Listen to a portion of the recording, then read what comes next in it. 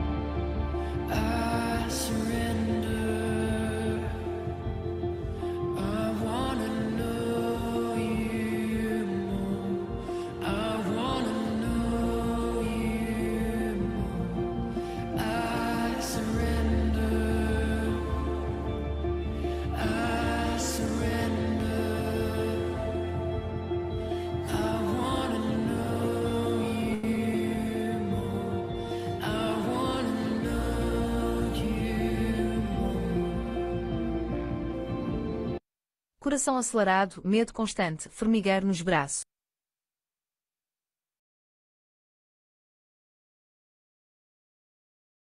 Qualquer que seja o sintoma, eu já sofri com ele. Tive todos esses problemas durante anos e os médicos deram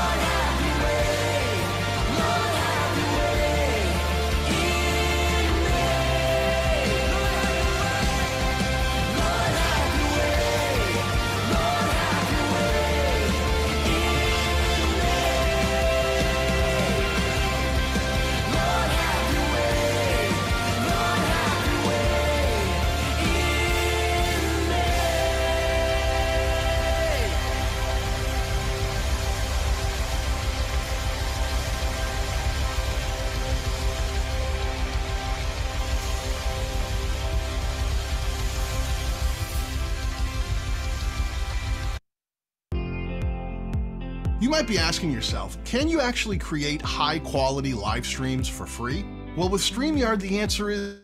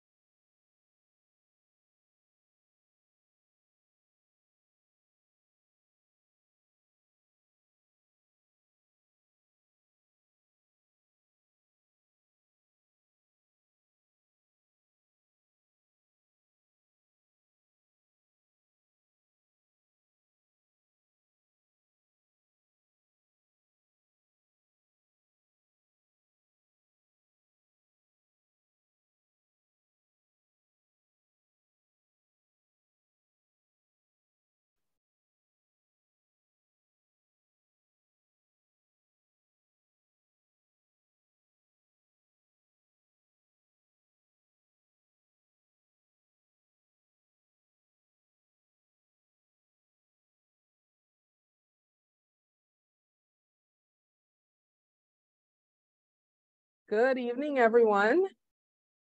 I trust that you had a good day so far. We're going to get started with our seminar this evening.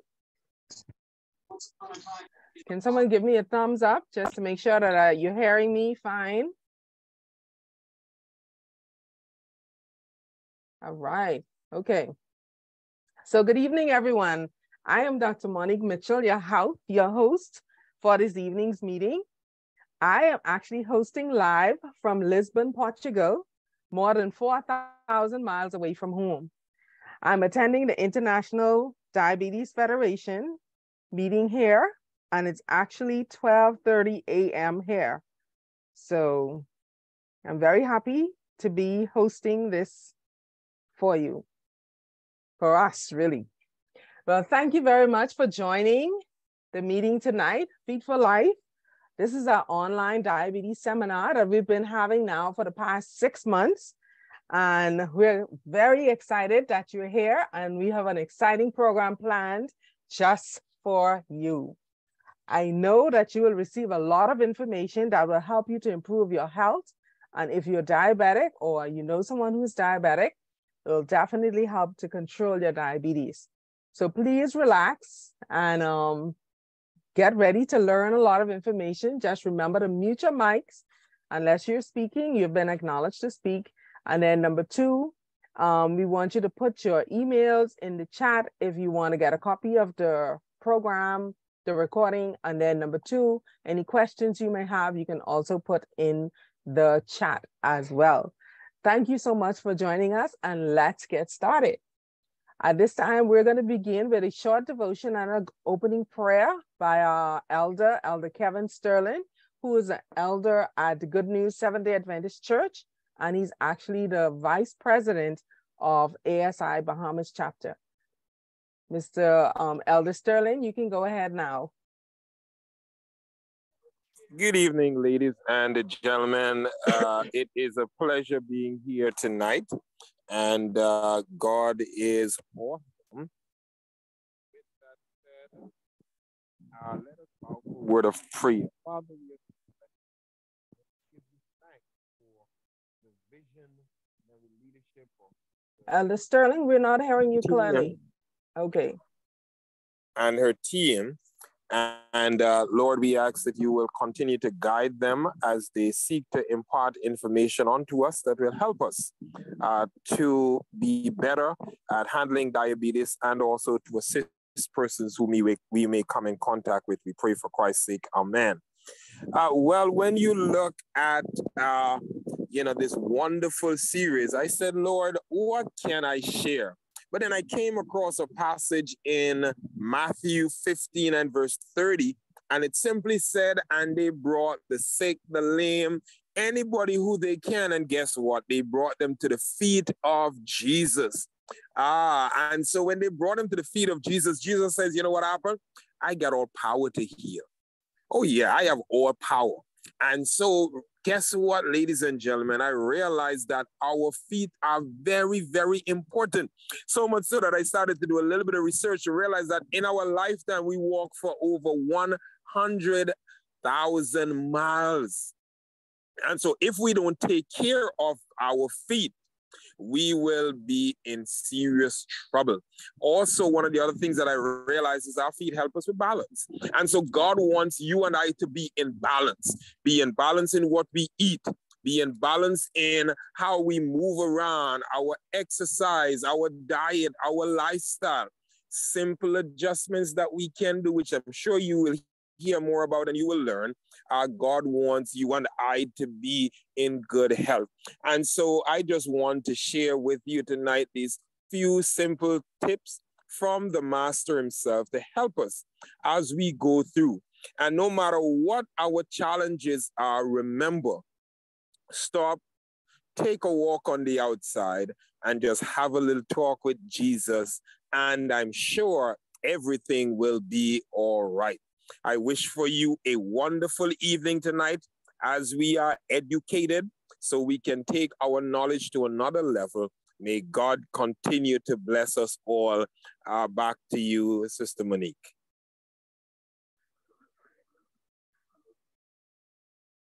Thank you, Elder Sterling. That was awesome. That was awesome. You know, sometimes we hear some passages in the Bible and we forget that they were there.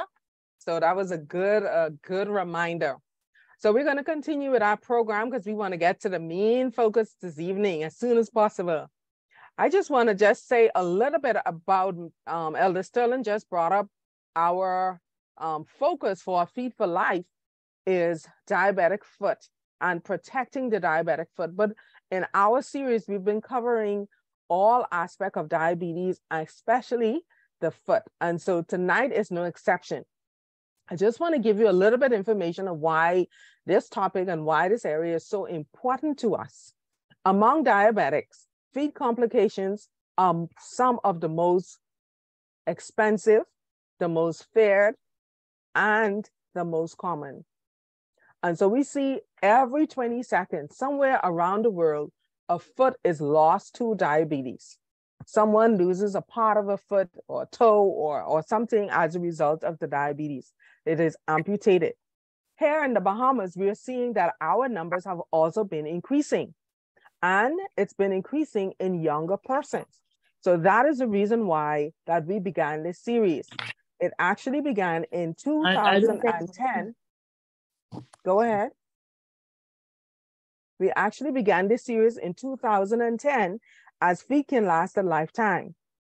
However, because of COVID, we all know that we were unable to do that for the past 2 years face-to-face. So we began an online series that you see here today. So our purpose or our goal is to increase awareness and education and skills to help persons, their families, and caregivers to improve their management of the diabetic foot. We are convinced that working together, all of us working together, we can actually prevent amputations, save lives, and save limbs.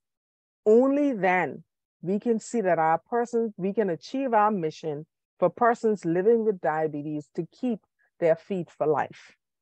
So as a result of that, we have embarked upon this journey to every month do a seminar on some aspect of diabetes. And this month is no exception.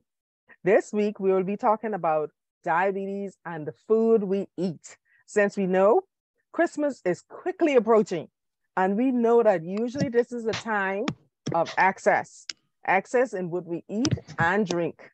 Eating too much food, of course, especially highly processed foods, starches, and desserts. Yes, the fruitcake, the cheesecake, the pound cake, yes, all of them can actually lead to high blood sugar and throw your diabetes out of whack, leading it uncontrolled. We know that this can also increase the risk for diabetic foot infections and admissions to the hospital. Well, tonight, our speaker will cover how food affects diabetes control, what a healthy, balanced diet for diabetics and all of us looks like, and how to navigate the holidays with healthy recipes that will help us to keep your diabetes in control and actually not put on too much weight.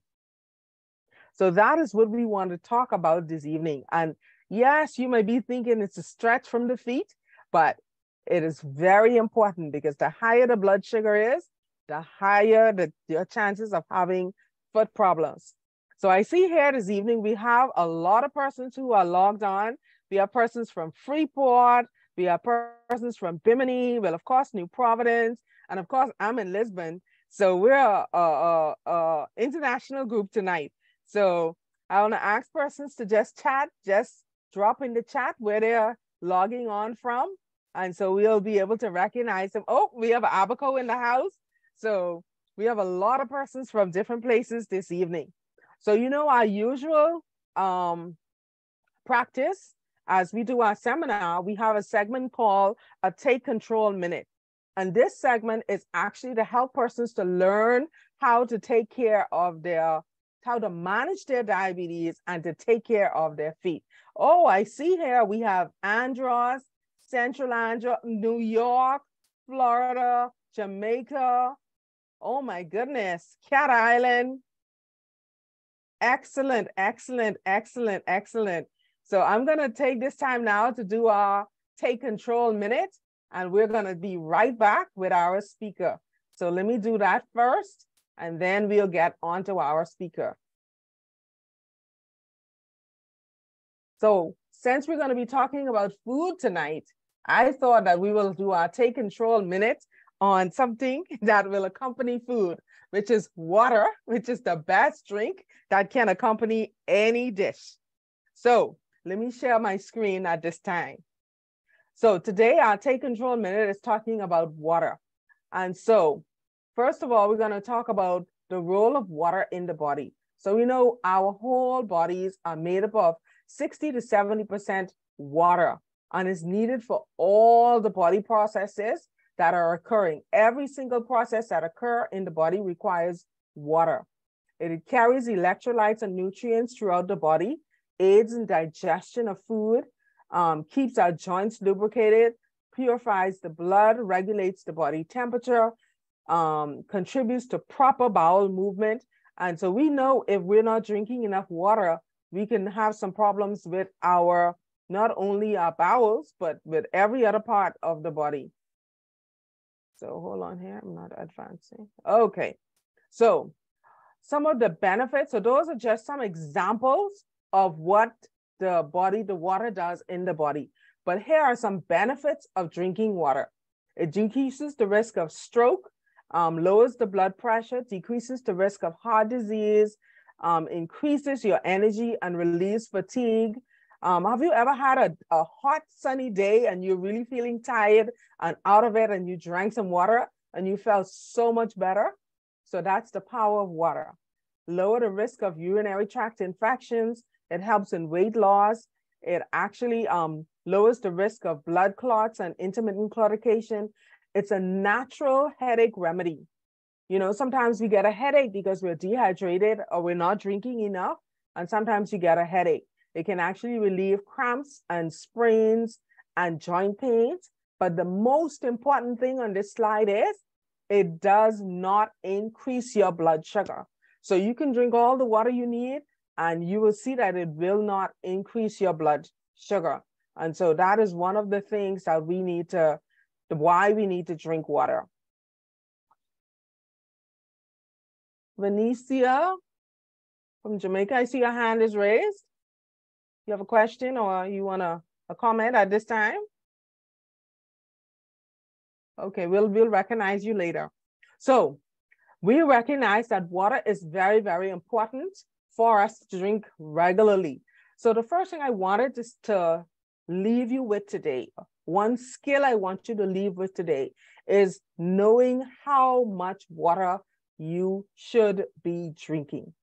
So you should actually be drinking half of your body weight in ounces. So if you're, for example, I'm going to show you how to do it. If you're 150 pounds, let's say 140 or something, 120 for that matter. If you are 150 pounds, for example, you will cut that 100, divide the 150 by 2, and that gives you the 75 pounds or 75 ounces of water that you should be drinking. We know we've all heard 8 to 10 glasses or 8 glasses of water per day. However, that's just an average. That's just a number to get person started. You should actually be drinking half of your body weight in water, and that in ounces of water. Okay, so this is how you're going to know how to do it. You divide the 150 by 2 and you come up with 75 ounces. So now you want to know how many cups of water this is. And so based on the ounces of water, you divide it by 8, because 8 ounces is 1 cup of water. And once you divide it by 8, that will tell you the number of cups that you will drink. So for example, this person who is 150 pounds, they are drinking 75 ounces of water, and that comes to 9.375 cups. I just rounded up to 10 cups. So it's nice and easy to remember. So a 150-pound person will should drink 10 cups of water per day. Now, if you're a person who is very active, or it's very hot, or you work outside and you're sweating a lot, then you may actually have to drink more water than that. But definitely that's the minimum amount of water that you should be drinking. And I know you may be thinking, because I used to think this myself. How do I get in all of that water during the day? And here are some tips of how you can do that. The first thing is, so when you get up in the morning, you drink 2 cups of room temperature water. The best thing to do is just have your bottle right on the side of you, right on the side of the bed. So when you get up, you drink your 2 cups of water before you even put your foot down. This will help to wake you up, and it'll also help to replace the water that you may have lost during the night while you were sleeping. Okay, we're continually losing water by breathing, by sweating, and other ways. So when you got up to use the bathroom, all of that was water loss. So you will replace that, and it will actually help you. Do not drink any water in between do not drink any water with your meals. That dilutes the digestive juices, and it's actually not good for you. It decreases or slows gastric emptying, or slows the food leaving your stomach. So 1 to 2 glasses between your meals. So you had the first 2 in the morning. Between breakfast and lunch, you'll have another 2. Between lunch and dinner, you'll have another 2. Dinner and supper, you'll have another 2. And so in between this, then you can have more water. So you should drink at least half hour before eating, or 15 to 20 minutes before eating, and at least 1 hour after eating. Okay, no, don't mix your water with your food. Okay, always carry a bottle with water in it with you, because as long as you have that water bottle with you, it will remind you to drink, and then it'll also help you to keep track. I just love these big bottles nowadays that everybody has, that has the hourly drinking schedule on it, or it has a reminder. And then you start slow. You don't have to go, if you were drinking 1 to 2 glasses for the entire day, or 4 glasses, and you need to get to 8, or how much ever you have to get to, start slow. You don't decide tomorrow you're going to drink 10 glasses. Tomorrow you may add 1 extra glass, and then by next week you add another one. And that's how you do it. You don't just add all of it one time, because that's not gonna work, and you will not stick with it. Some of the other tips that you can do is also add flavoring to your water. Sometimes persons don't like the taste of water, they say, but you can put fruit in it, like strawberries or lime or lemon or pineapple, whatever fruit that you have available. Just drop a couple of pieces, or vegetables, because you can do cucumber, lemon, anything like that. And that gives the water a flavor, and it'll help persons to drink it as well. So I hope that these tips will help you to drink more water and be more willing to drink water as the beverage of choice. And so thank you so much for that. That was our Take Control Minute. And we're gonna be covering that more about that. If you have any questions about water or how much you should drink, feel free to email us or to contact us. And so now we're gonna move right on to our speaker. And I will introduce her, and then she will get ready to come on. Our speaker for this evening is Miss Shandera Smith. She completed an Associate of Arts degree in biology with chemistry from the University of Bahamas, and a Bachelor of Science in Nutrition and Dietetics, and a Master of Science degree in Nutrition, both from the University of the West Indies, one in St. Augustine's and the other at the Mona campus, respectively. She is a licensed dietitian and nutritionist, and a certified diabetes educator. She is currently employed with the Ministry of Health and Wellness as a senior dietitian. She is a part-time lecturer at the University of Bahamas and at Southern College. She is a global brand ambassador and distributor for Artist Life, and the owner of Trinity Wellness Center. She's very busy, as you can hear. Shandera has served in many ministries within the Seventh-day Adventist Church. She is president of the Adventist Health Professionals Association, secretary of the ASI, and vice president of the Bahamas Association of Nutrition and Dietetics. She currently served as first elder at the Philadelphia Seventh-day Adventist Church, and was recently elected to serve as Health Ministries Director for the South Bahamas Conference of Seventh-day Adventists. Shandera says her greatest desire is to see people accept and serve Christ as their personal savior. And she loves to see them enjoy their lives in the fullest optimum health. you can see that she's highly qualified to speak to us tonight. And help me welcome her, Miss Shandera Smith. And I can tell you, I've heard her present on numerous occasions, and she's always a pleasure and very knowledgeable. So help me welcome her as she comes tonight. Good evening, everyone, and thank you so much, Dr. Mitchell, for the invitation and the introduction. It's always a pleasure to share when it comes to, especially nutrition. That's my passion. All right, so let's get into it. So as you mentioned, so we're gonna talk about a lot of things tonight. We're talking about good eats for healthy feet. And so we're gonna learn about what kind of foods we're actually gonna eat, and not just affect our feet, but our entire body, because the feet is very important to us. All right, so we just move through learning objectives. Okay, so I don't know how many of you think about your feet actually getting good nutrition when you actually have your food. Anybody like that? Anybody think about their feet when they're eating? Not much. Yes, may sound kind of weird, but can you live without your feet? How well you think you can live without your feet being healthy? Okay. Do we still? Yes. It affects our mobility, our ability to get around, our independence. So we really have to take really good care of our feet.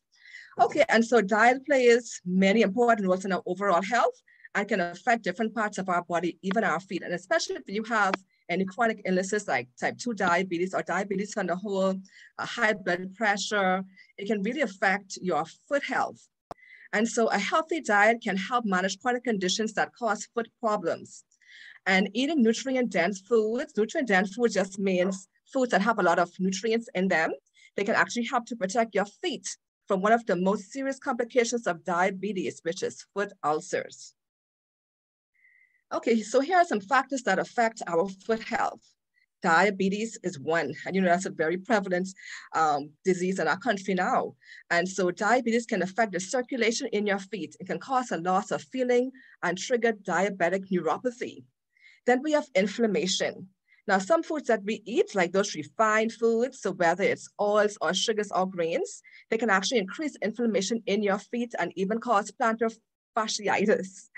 And then we have obesity. So when you're actually overweight or obese, we put more pressure on our feet. Our feet, the feet will have more weight to bear. And can you imagine a person who was, let's say, under 5 feet, and they are like 300 plus pounds? Can you imagine the pressure that is put on that person's feet? Okay, so this is something we have to be mindful about when it comes to our health and especially our weight and its impact on various different organs or body parts. And obesity can also lead to plantar fasciitis and heel pain, and it can also worsen bunions and hamatoes.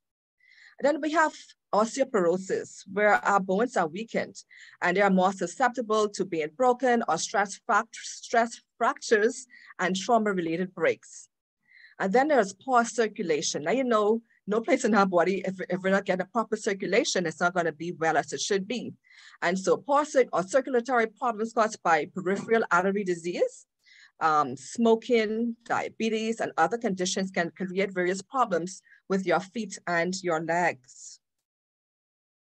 Let's look some more at diabetes, diet, and your feet. So it's like peripheral artery disease. Diabetes can cause many types of foot problems, from skin changes to nerve damage or neuropathy. And diabetes affects the circulation of your feet, causing a loss of feeling. It triggers diabetic neuropathy as well as ulcerations. And so according to the National Institutes of Health, they said as much as 70% of people with diabetes have some form of neuropathy. And that is a lot, 70%. That is a lot of people. And it's also estimated that 1 out of every 3 people with diabetes over age 50 also has peripheral artery disease, according to the American Diabetes Association. And so a healthy diet, especially a whole food, plant-based diet, is one of the keys to controlling your blood sugar levels and also managing your diabetes. So inflammation. So diabetes is basically a condition of inflammation, and inflammation is like the foundation of almost every illness. And so once we deal with inflammation, we improve a lot of health conditions. And so some foot pain, such as plantar fasciitis or inflammation of the plantar fascia is caused by inflammation. And it gets worse when we consume excess foods, which includes animal proteins, the chicken, the turkey, the beef, the pork, all of those red meats. When we have the white rice, the white breads, the white sugars, the white everything, when we have those trans fats or foods made from trans fats, when we have the white pastas or white any kind of grains, the snacks, the desserts, when we have those vegetable oils, too much of them, like the corn oil, the soybean, and sunflower oils, all of those play a major part in causing those causing inflammation to the body.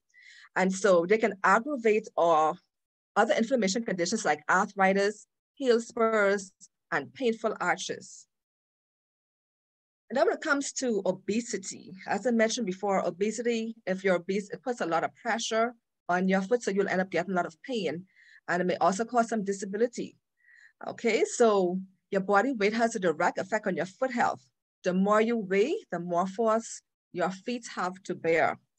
And the heavier you are, the more pressure you place on your bones, your muscles, and your connective tissues of your feet and ankles.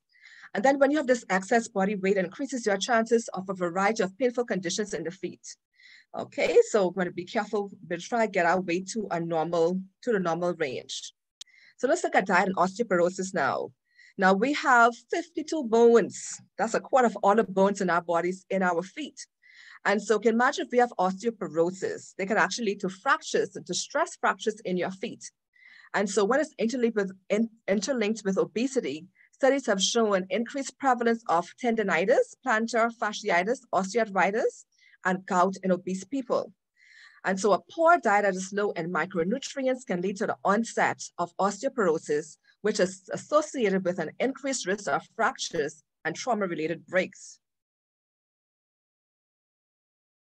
And so when it comes to your diet, calcium is very important when it comes to your bones, all right? And so calcium and vitamin D are two of the most important nutrients when it comes to our bones.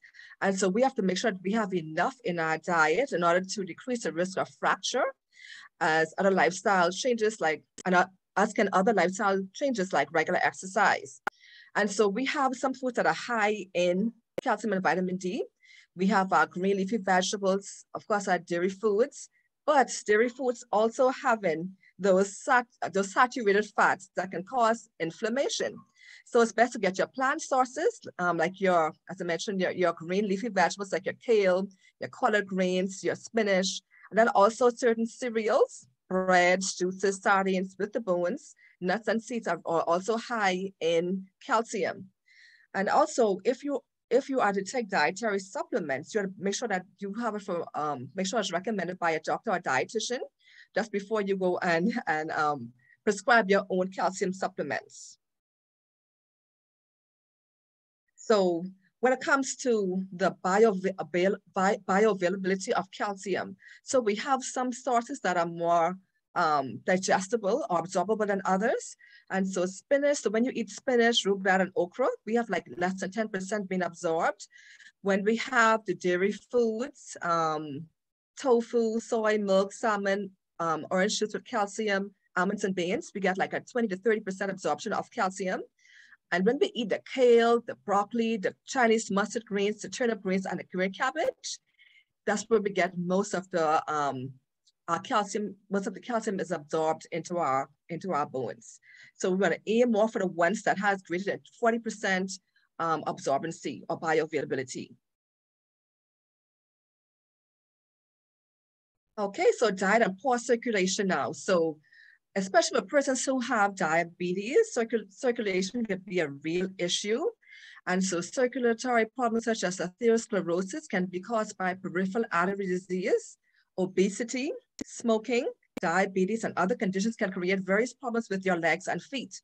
And so when you have peripheral artery disease, it means that there's a lack of blood getting to your feet. And that's not good because the blood carries the oxygen and the nutrients. And if your feet is not getting those, then it's going to start eventually dying.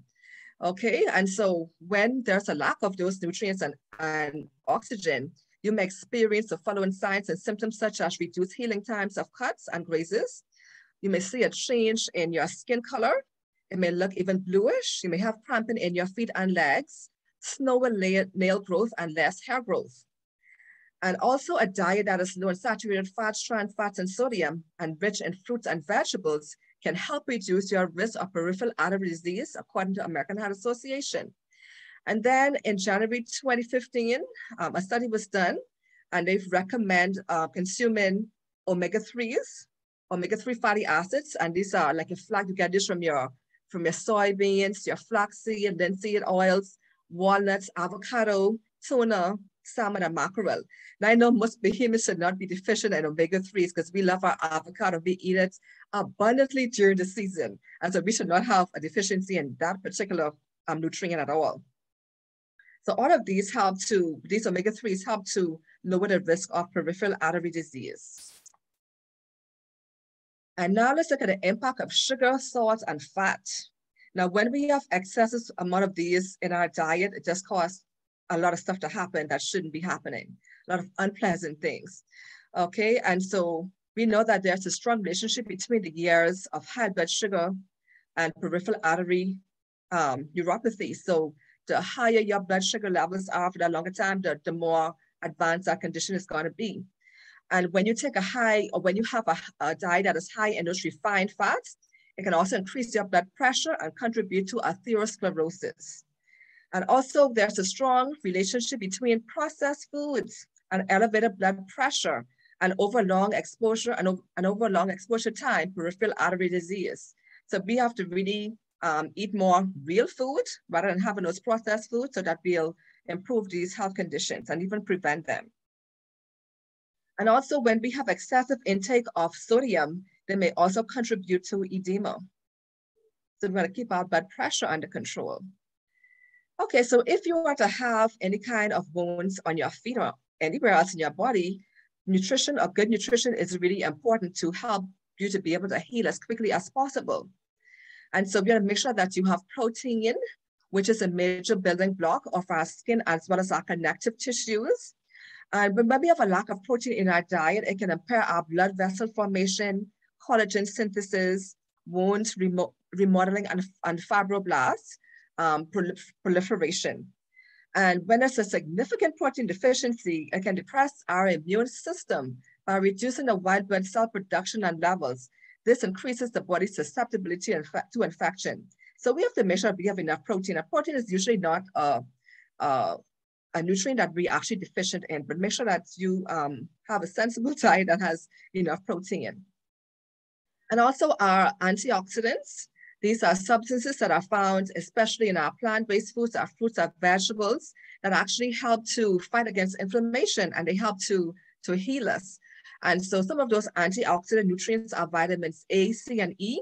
They have a lot of anti-inflammatory action, so we have to make sure that we eat the foods that have a lot of those antioxidants.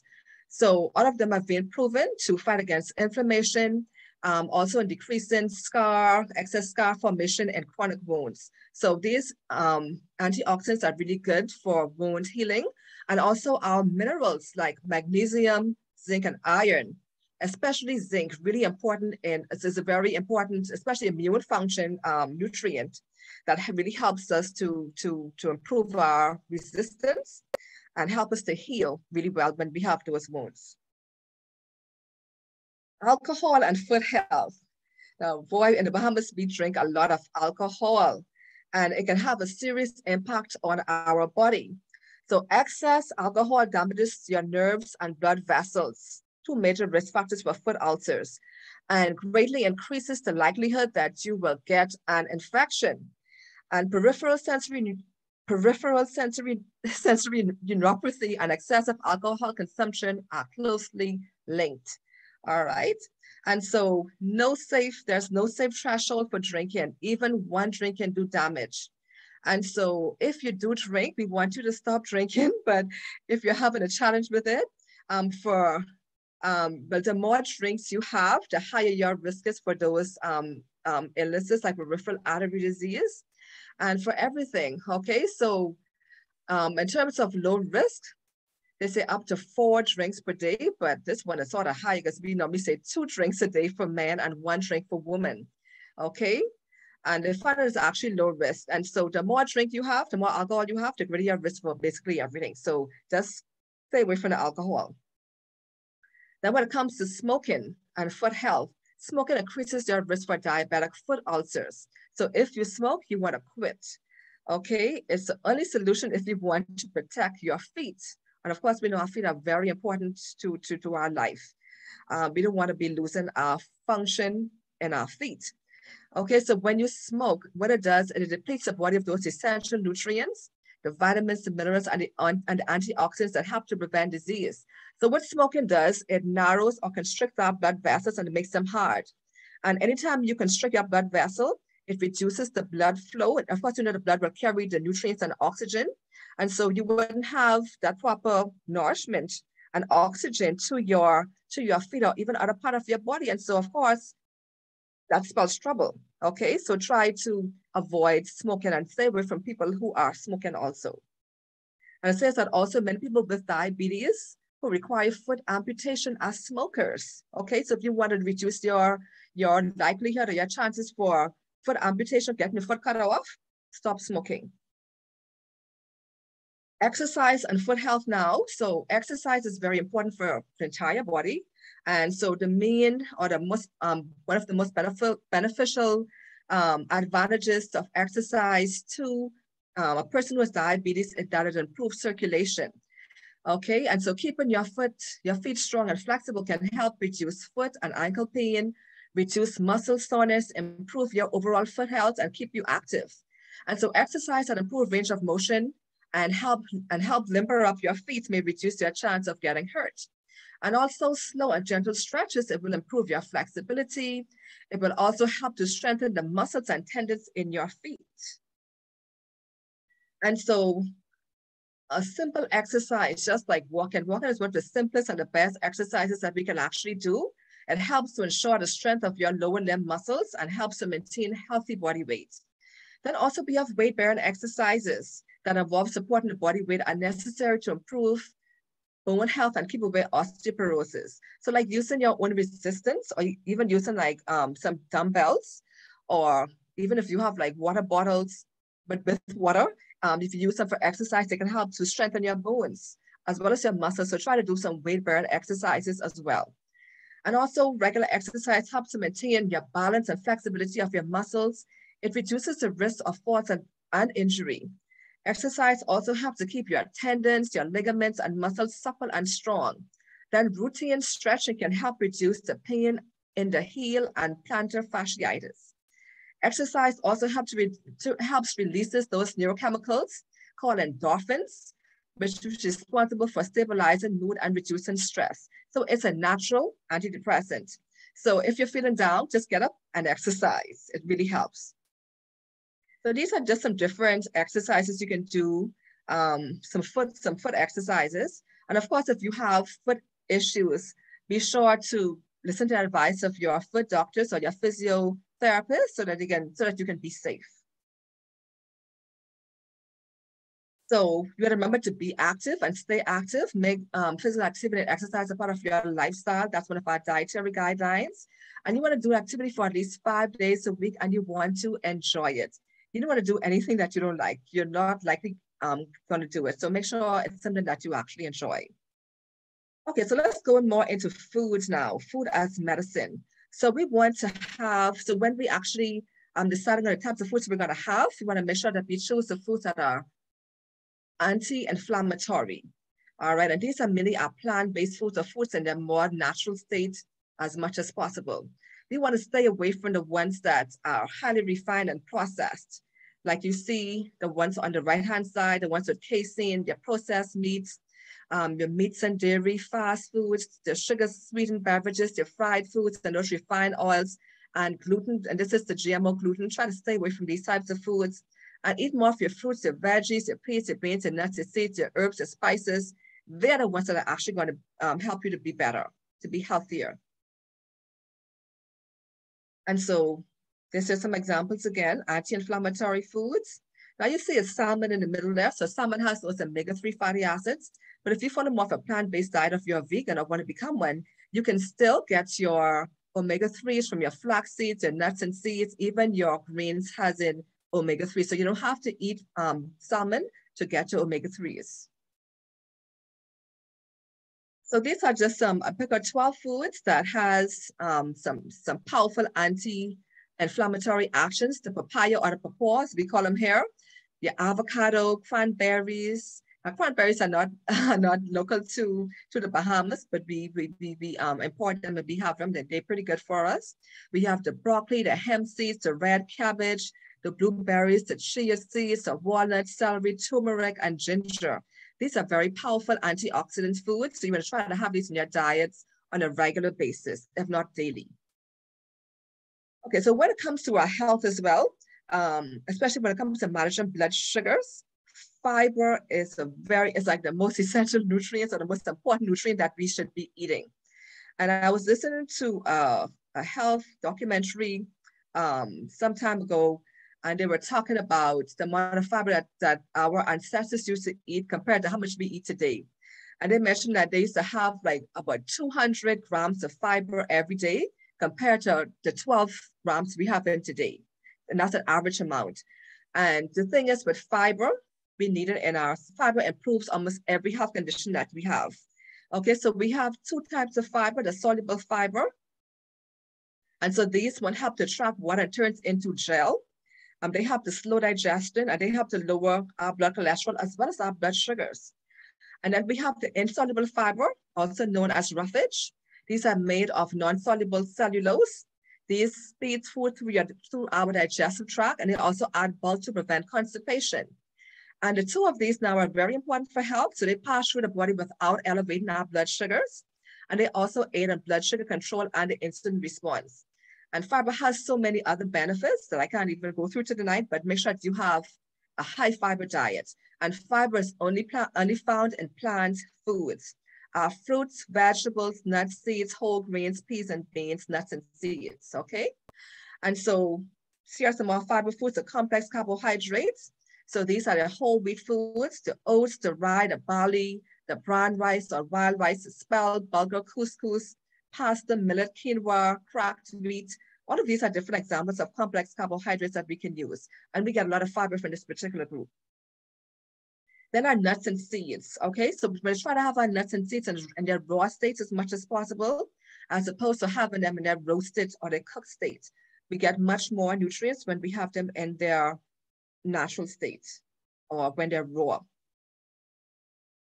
Just to emphasize this a bit more, when we actually eat them raw, we eat less. When they're roasted, we eat more, and that's not good because they have a lot of fats. They're very nutrient dense or caloric dense, and so having too much of them can actually help us, can lead to excess caloric intake. And so just like 2 handfuls of nuts, 2 to 3 handfuls of nuts for the day. So if you were to put some nuts in your hands, in your palm, and you're able to close it, that's 1 serving for you. So about 2 to 3 of those for the day is quite sufficient. Then we have our fats and oils, very important part of our diet. So whenever you're purchasing your oils for food preparation, make sure that it has on one of the follow description on the label, extra virgin, expeller press, cold press, or unrefined. If it doesn't have any of those, leave it right on the shelf. And of course, we also get some healthy fats from our nuts and seeds and our avocado and other fruits like ackee also has some healthy fats. Okay, when it comes to our fruits and vegetables, we want to eat a variety. We say eat your colors, and the darker they are, the richer they are in those antioxidants. Okay, so we have the whites that help to strengthen our immune system, the red for our improving our heart and blood health, the green for purifying and detoxing our systems, the yellow for helping us to have nice elastic skins, not wrinkly skins, the orange that help to prevent cancers, and the purple to help us to live longer. Okay, but if you had to choose, but not if you had to choose, but make sure you have those greens and reds in your diet every day, all right? They are really important. When we keep our systems clean, our bodies function much better. And especially us being exposed to so much like environmental toxins, food, preservatives and additives in our foods. So we have to make sure that we keep our bodies clean by eating our green vegetables. And if you have, especially like diabetes, make sure you have your, and also high blood cholesterol, make sure you have your red fruits and vegetables. And that's more benefits of fruits and vegetables. They have plenty antioxidants. Of course, we know they are anti-inflammatory. They have anti-inflammatory properties. And then they are high in vitamin C, which is a very important antioxidant nutrient also. Really good for our immune system. It helps with collagen production, and which is very important for our tendons and our ligaments, especially those in our feet. Then there's green leafy vegetables. It has the antioxidants, the complex carbs, the fiber, and the iron, which also helps to prevent type 2 diabetes, obesity, as well as high cholesterol. So be sure to get in those native fruits that we have. And of course, they come seasonally, which is quite fun. That's the way God made them. So just when they're here, that's when our bodies can use them the best. So make sure you eat a variety of fruits and vegetables. Okay, we have our peas and beans. And if you have type 2 diabetes, if you have cancer, if you're overweight, these foods are like your best friend. Okay, and you can have these foods in so many different ways. If you want to have them as in burgers, in soups, sauteed. So the same way you basically prepare your meats, you can prepare your beans. And I think beans are even more flexible, versatile. And these peas and beans, they have a lot of fiber, and they have both the insoluble as well as the soluble fiber, iron, protein, so much nutrients that are really important for us to experience or achieve and maintain good health. So make sure you get some peas and beans in your diet every day. So these are some other foods that are really good for us. They're showing you you want variety in your diet, and you want real foods, okay? When I said real foods, the ones that haven't been processed or refined, the ones in the form that God made them or are provided by nature. Try to eat them in its natural state as much as possible. So rather than drinking apple juice, eat the apple. Rather than eating potato chips, eat the potatoes, where you get much more nutrients. All right, so when it comes to diabetes too, so these are the carbohydrate foods. And you see basically almost everything. All right, so all of these except for your vegetables, all of these other foods here, they have 15 grams of sugar per serving.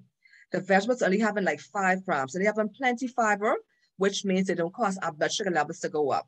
So that's why we like to advise you to have at least half of your plate having on your non-starchy vegetables. So we have a good guide for you in terms of when you have your meals. You want half of it to be your low-carb veggies or your non-starchy veggies like we just saw there. And then your protein, just a quarter of your plate. And we prefer you have more plant-based protein than animal-based protein. Also your grains. We want you to have the whole grains and also your carbohydrate vegetables like your potatoes, your cassava, your pumpkin, have more of those ones. And so this just shows here too, the foods that have carbohydrates in them. Your sweets and desserts, your milk and yogurt, your fruits and fruit juices, your grains, and carb-containing vegetables. So we want to make sure we balance our meals. We're just showing you it more pictorially here. This is a plant-based plate. Same concept, basically the same proportions. Also here, we see an example. You can actually see an example of a meal. So the same concept, you have veggies, quarter starch, quarter protein. So whatever veggies you wish to have, make sure it's half your plate. Raw and cooked are good. Try to get most of it raw as much as possible.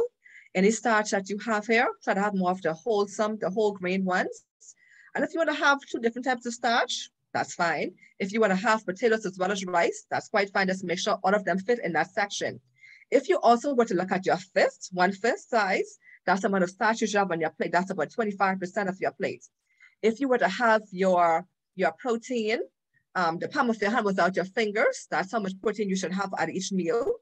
And if you were to have the animal protein, make sure you have as less as possible, because why we actually promote more plant-based as opposed to animal-based protein is because excessive amount of animal protein actually does more damage to your kidneys, okay? And if you have diabetes or high blood pressure, your kidneys are already affected, so we don't want you to progress in chronic kidney disease where you go faster into renal failure. So do yourself a favor or a blessing by eating less animal protein. And at the bottom, you see the size of the plate, which is a 9-inch plate. So if you don't know the size of the plate that you're actually eating out of, when we're done here, go and measure your plate. Make sure it's 9 inches straight across, but we're only eating out of 7 inches. This area around here, the edge is supposed to be the decorative part where no food is supposed to be except vegetables. Okay, so make sure that you balance your plate properly. And you see your food on the side here, so you can use food as an appetizer, and foods are best used or best suggested by the body during the mornings as opposed to any other time of the day. And you want to have your water either 15 minutes, a half hour before your meal or 1 to 2 hours after your meal in order to improve your digestion. So when it comes, Dr. Mitchell spoke about water earlier, but just in case you came in late, make water your main beverage of choice. Make sure that you get enough. Make sure that when you pee, make sure your pee is a light or it's a pale yellow color or looks almost like water. If you're going to use any kind of milk, make sure it's a plant-based milk. Try to get more of the unsweetened versions. If you have to drink juices, make sure it's 100% juice and not from concentrate. Try to stay away from sodas and sweet drinks. And especially now we're up in the holiday season, all kind of beverages could be out. So we want to make sure that we choose water first and try to stay away from these sugar-sweetened beverages, which don't do our body any good. They may taste good, but they didn't really give our bodies any good benefits. So when it comes to meal planning strategies, we want to eat real food, as I talked about earlier, eat the same time each day. So try to have scheduled meal times, and that's where when the body becomes used to regularity, it functions much better, and that's with the right regularity. So eat the same time every day. So every 4 to 5 hours is an average time that we should be eating, and we should just be drinking between our meals and not eating. Okay, try not to skip any meals, especially if you have diabetes. When I have balanced meals using a plate method, then you also want to have a consistent carb intake. You want to eat the same amount of carbs during meal times. So if you want to have breakfast, if you have 4 servings of carbs, always have 4 servings of carbs. If at lunchtime you have 4, always have 4. And another strategy to have also, especially if you suffer from blood sugar issues, is to eat your proteins and vegetables first and eat your starch last. Reason is that your starch starts digesting from the mouth, gets into your bloodstream much faster and starts to increase your blood sugar levels. So eat your proteins and veggies first, and then you start later on. So when you do it that way, it balances things out a bit more. You also want to increase the nutrients in your food, so more of a plant-based diet. Limit those refined foods like your sugars and your oils and your greens. They cause a lot of inflammation, so stay away from those.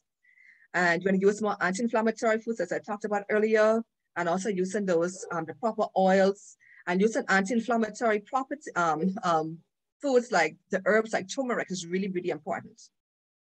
But try not to have more than like 2 tablespoons of turmeric for the day. Anything more than that, it may cause some issues. Okay, and one of them I forgot to put here is to eat your rice. Okay, so let's say, for example, you cook some rice, you want it to cool down, and after it's cooled down, then you heat it up and you eat it. What that does, they found out recently, is that it actually it doesn't cause your blood sugar levels to spike as if you've eaten it when it was fresh. Okay, so allow your rice to cool down, then reheat it and then eat it.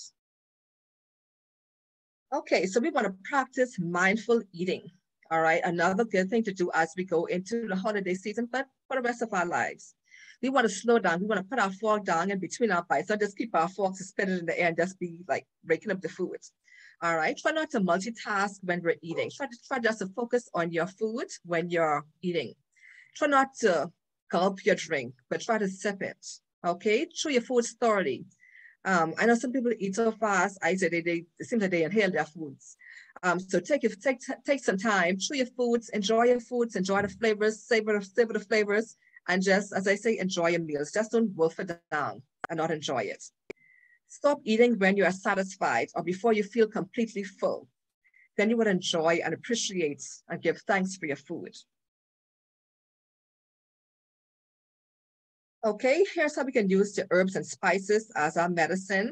Herbs and spices have a multiplicity of anti-inflammatory and other health benefits. But when you look at, or when you're purchasing your herbs and spices, make sure that you don't have any MSG or monosodium glutamate, and also check for the sodium content. Try to get them sodium free. Okay, and of course you can use your fresh herbs and spices to enhance your food's natural flavors without adding a whole lot of salt. All right, and our herbs and spices also have some really good effects on our blood sugars. All right, in terms of our blood sugar management, it helps to activate our insulin receptors. It helps in the expression of insulin secretion. It helps to regulate the glucose uptake in our intestines. It helps to promote glycogen synthesis, and it helps to regulate the liver glucose production. So our spices are very important in our diet. And some of the most powerful herbs and spices, well, one of the most important ones that you can use is cinnamon. Cinnamon is not a nutrient. Cinnamon doesn't contain any vitamins or minerals, but it's loaded with antioxidants that decrease oxidative stress, all right? And this can protect against diabetes. Cinnamon also helps to lower the blood sugar and fight diabetes by imitating the effects of insulin and increasing glucose transport into the cells. It also helps to lower blood sugar by increasing insulin sensitivity. It can help to lower blood sugar following our meals. And it also helps to lower the disease risk and complications related to diabetes, as well as heart disease and Alzheimer's disease. So cinnamon is really good. It also helps to reduce carbohydrate digestion, reduce hyperglycemia or high blood sugar, and it also increases insulin sensitivity, which is really good for persons who have type 2 diabetes. And so, of course, we can use cinnamon in our foods that can pair well with cinnamon, or you can actually use cinnamon supplements. These are really some really good ones here. And also turmeric. Turmeric is an anti-inflammatory herb, one of the most powerful or the most potent ones that they've found so far. And so you can use turmeric in your food preparation. You can also use turmeric supplements. Now, as I mentioned earlier, don't take more than like 2 tablespoons of turmeric for the day.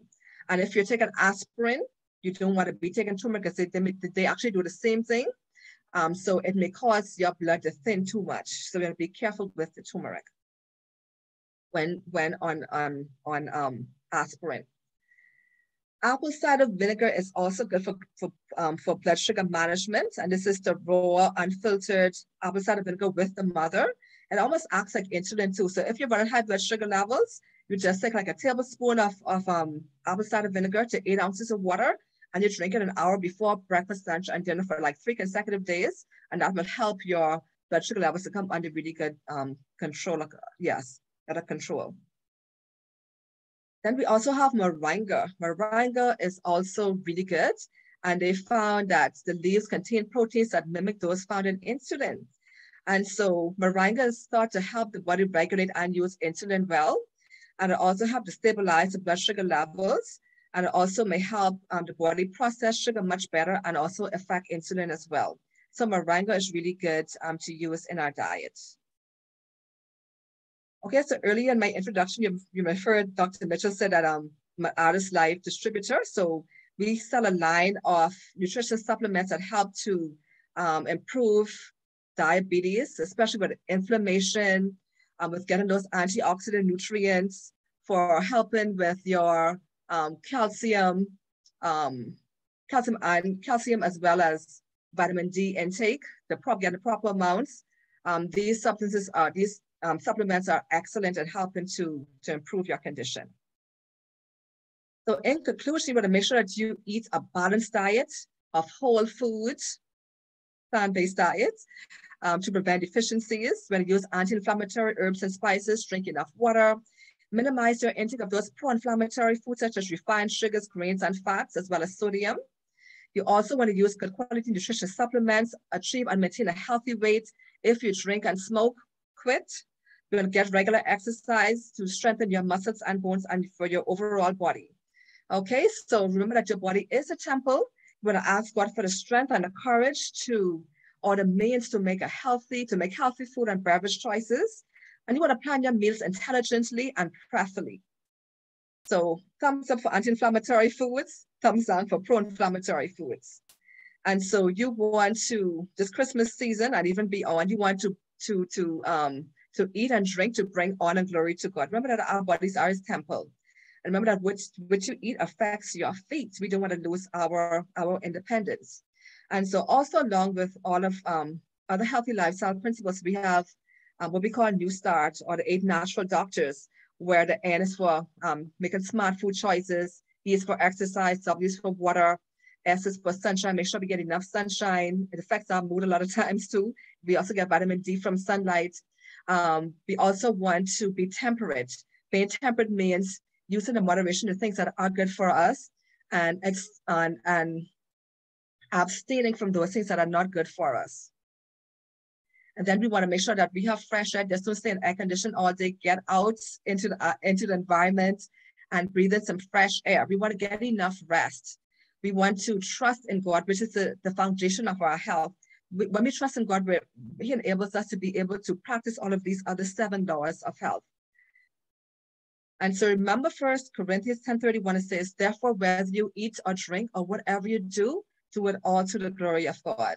And remember that if it becomes overwhelming, if it becomes hard, if you start getting really stressed out and really, it becomes a real challenge to you, remember that you can do all things through Christ who strengthens you, as stated in Philippians 4:13. Just claim that text. All right. So if you need further information or counseling or whatever, nutrition-related services, feel free to contact me. There are my contacts there. And if you have any questions now, I'll be more than happy to entertain them. Thank you so much for your attention. I'm going to turn it over to Dr. Mitchell, who I believe will guide the question and answer period. Oh, awesome, awesome, awesome. Thank you so much. Oh my goodness. I feel like we really got I don't even say a mouthful. That was very good. Thank you, Ms. Smith, for an enlightening and practical presentation. I'm sure that everyone on the call got information and skills to help them eat better and to have a better balance of their blood sugar. I particularly liked that we learned how to eat for our feet, the antioxidant foods that help with wound healing, alcohol, and smoking. You also talked about water, you talked about exercise. So it was a really, really, really power-packed session. That was even before we start talking about the food. So I am very, very, very pleased. And I am sure our attendees, we have attendees from Bimini, from Freeport, Andros, Abaco, New Providence, Cat Island, Central Andros, New York, Wisconsin, North Carolina, Florida, and Jamaica. So we're very pleased that all of you are here tonight and that you got a lot more information on more than just on eating. So we actually reached our capacity of 100 persons and a lot of persons who are not able to join. So we will be posting the video on a YouTube channel so that you're able to watch it and share it. And all those persons who put their email in the chat, we will definitely get that email out to you. So now we will get into our question and answer period. We have a couple of questions already, and then we also have, I see we have one raised hand already. So we'll do our questions first, and then we will get to the person who raised their hand. So the first question we have here, Ms. Smith, is, should I drink water at night each time I wake up to like use the bathroom or something? What is your recommendation for that? Okay, so during the nighttime, you would be asleep as much as possible. So try to get most of your water in during your waking part of the day. All right, so when you get up in the morning, try to drink about at least 2 cups of water, 2 to 4 cups of water before your breakfast. And between your meals, to drink like 2 to 3 cups. So between breakfast and lunch, 2 to 3 cups. Between lunch and dinner, 2 to 3 cups. And like an evening time, maybe just a maximum of 2 cups. Okay, and remember too that you're also eating your vegetables, eating your fruits, where you're also getting some hydration. So during the nighttime, try not to drink too much water because you don't want to be disturbing your sleep during the night. Because remember that sleep is another important medicine for our body. So we want to make sure that we get sufficient and uninterrupted sleep so that we can be healthy. Okay, excellent, excellent. So our next question is, what recommendations would you give to persons for diabetics now for a healthy, how to stay on track, eating healthy during the holidays? Wow. Okay. So you want to follow the plate method as much as possible. So yeah, so a lot of food is going to be out during Christmas time, but still follow the plate method. So even if, let's say you want to enjoy some desserts, right? You probably want to use some food exchanges or some food swaps. Okay. So instead of having your rice and macaroni, so let's say if you want to have your fruit cake, your carrot cake, so take out the rice and the macaroni and just have your cake. So just eat your veggies, your protein, and then those pastries, okay? But just a quarter plate, not more than a quarter plate. The thing is, with those pastries, they're more concentrated in refined sugars. So you want to eat small amounts of those as much as possible. And remember too that when it comes to your body, you want to put things in your body that will benefit your body, that will nourish your body. So don't let the Christmas season derail you from your healthy eating plan. Still practice moderation. I know moderation means different things to different people, but you want to eat intelligently. You want to eat prayerfully. Be guided by the Holy Spirit when you're doing this. When you're eating, it may seem kind of crazy, but it's really important to be guided by the Holy Spirit because if you want to really improve your health, you can't do it by yourself. Okay, you will fail for every time. So ask God to help you, to give you the power, the strength, whatever you need in order to make the healthy food choices. And the thing is only food, all right? So don't take food so seriously that you use it to in a way that it damages your health or causes more health issues, all right? You want to make sure treat food as something that will nourish and strengthen your body. So try to eat balanced, make those healthy food choices during the holiday season.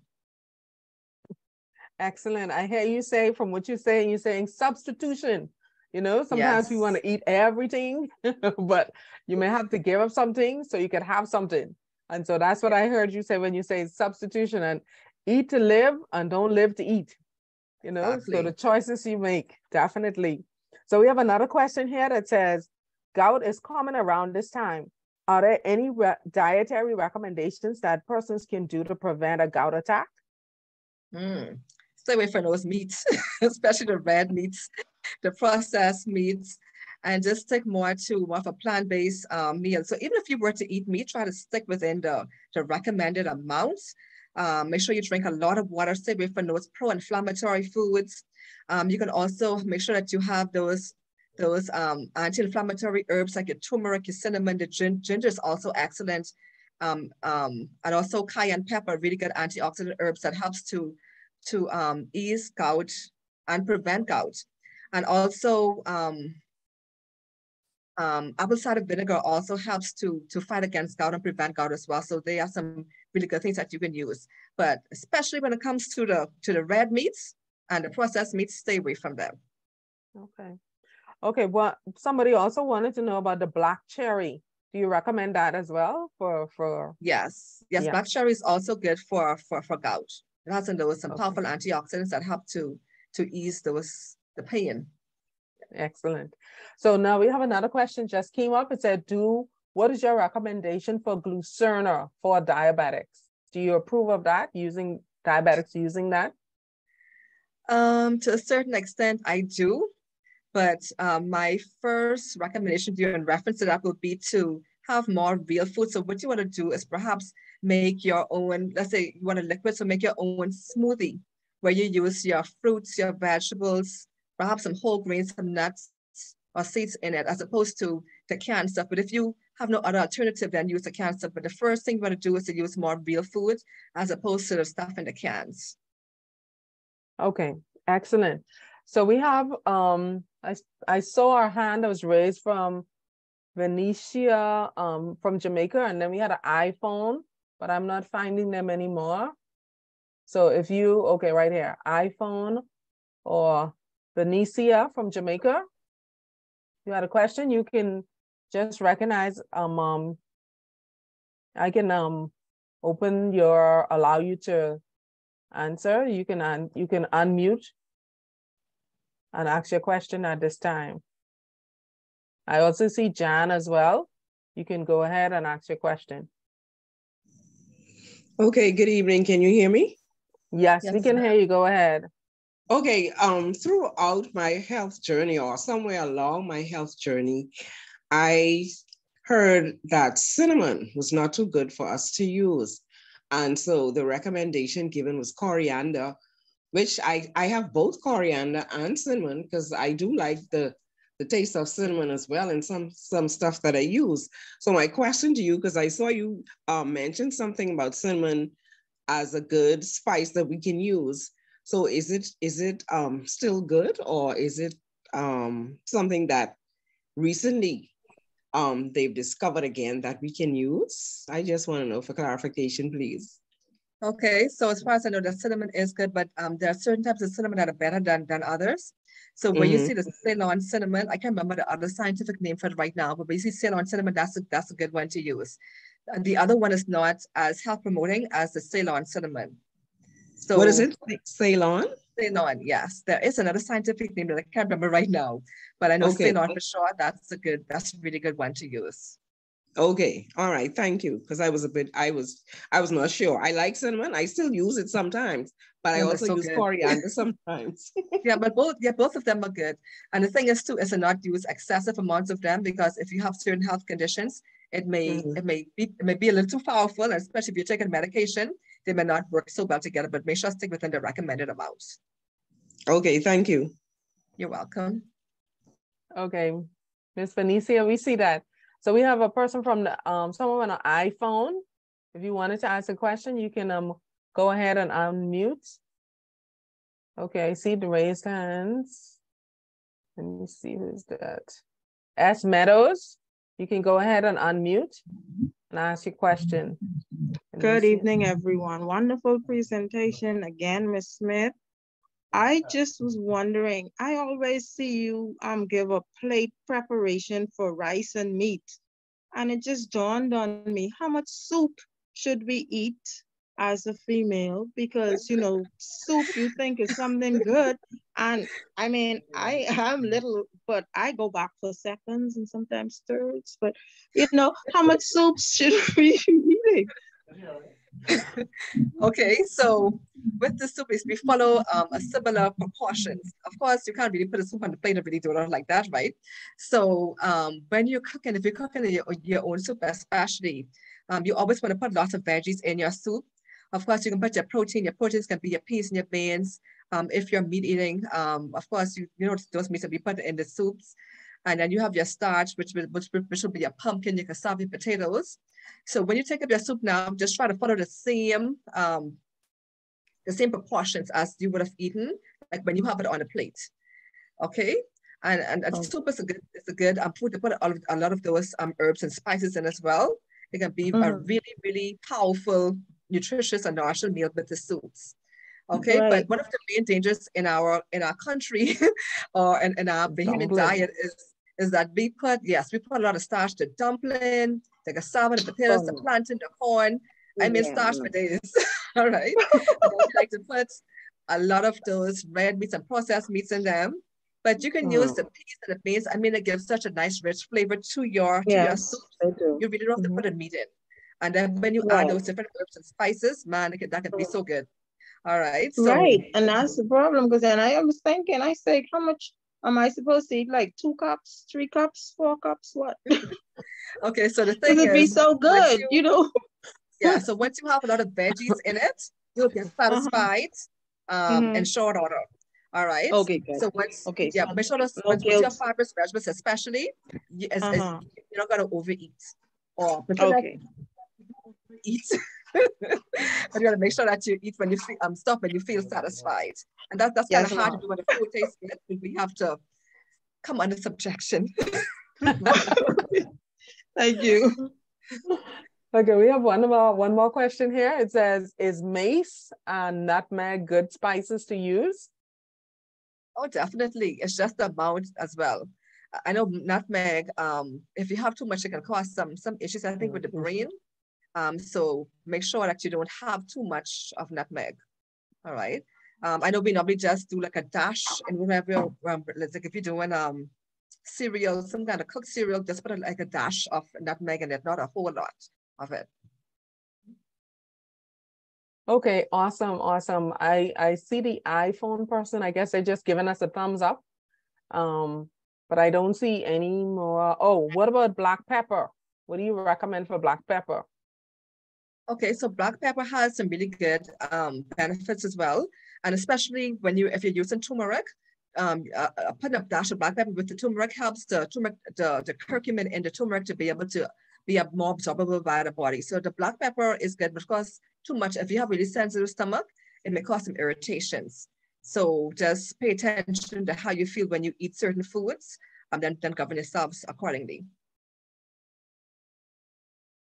Okay, I'm just doing my last check to see if there are any other questions.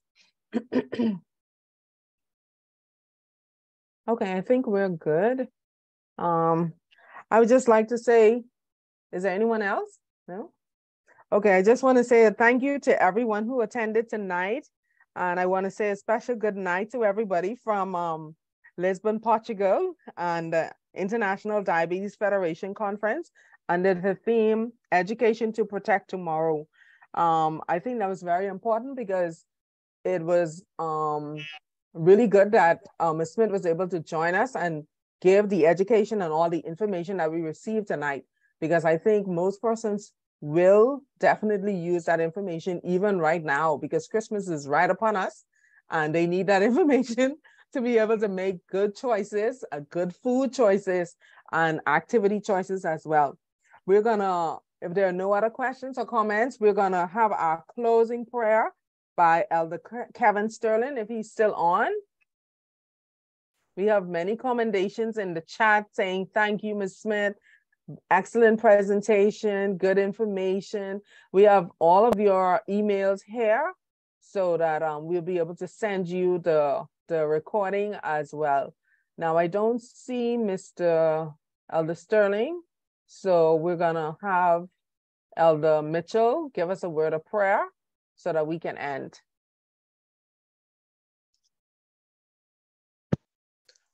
Let us pray. Father, thank you for the opportunity that you've given us to educate ourselves and how to take care of this body that you have given us, this body which is the temple that you want to occupy.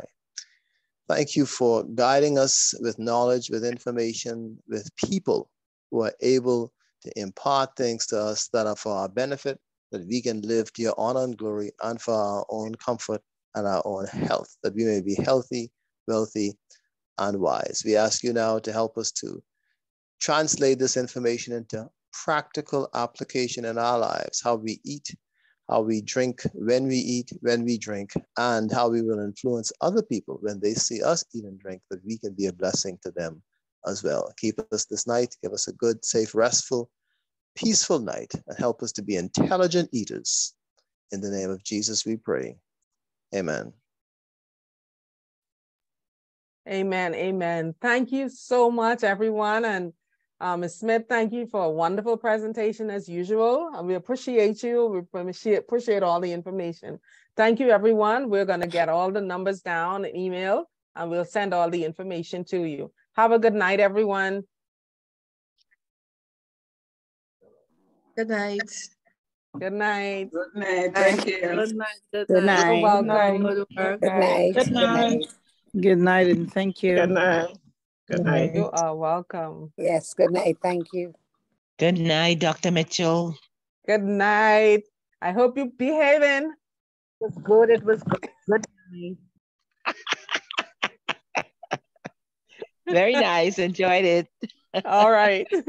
Okay. Good night. Thank you very Good much. Very night. informative. Good night, Dr. Good night. Mitchell. Good night. Good night. Dr. Williams. Everyone. Good night. I'm not hoping I'm not stepping on, but Dr. Williams recommended me to come on the Zoom, so you could tell I enjoyed it very, very much. That's my special doctor. Excellent, excellent. And Ms. Smith, I would be seeing you shortly, Ms. Smith. I definitely would be seeing you shortly. Kenneth Williams. Okay. Okay. Yes, Good I night. think she got you got the number, Mr. Williams? Yes, I got the number and everything. I call another number Tomorrow. tomorrow. Excellent. Yeah. So Dr. Williams Good is my doctor. So anytime she tells me do something, I does it. So Which thank Williams God is for that? Dr. Williams. What's her first name? What? Oh, I think she Dorset. works at Dorset. That's right, Yes. Dorset. Okay, Dorset. Yes. She She's excellent. I made me saw what she I was am on today. earlier too. She made me what I am today.